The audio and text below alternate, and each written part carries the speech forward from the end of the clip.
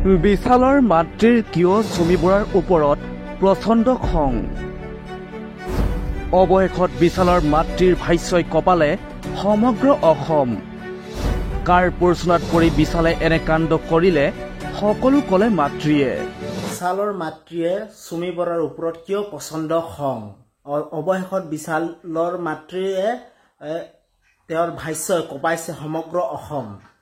কাৰ প্ৰৰোচনাত পৰি বিশালে এনেকুৱা কাম কৰিলে সকলো কথা ক'লে বিশালৰ মাতৃয়ে।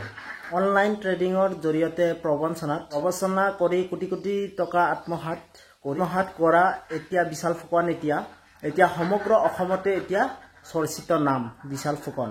কিন্তু এতিয়া 22 বছৰীয়া কম বয়সীয়া এই যুৱকজনৰ পঢ়া শুনাৰ লগতে আৰু সংগীত জগততো আছিল অগাধ প্ৰতিভা। কিন্তু ইমানবোৰ প্ৰতিভা থকাৰ পিছতো কিন্তু বিশালে বাছি লৈছিল অন্য এক পথ, যাৰ কাৰণে আজি কাৰাগাৰত দিন কটাবলগীয়া হৈছে বিশাল ফুকনে।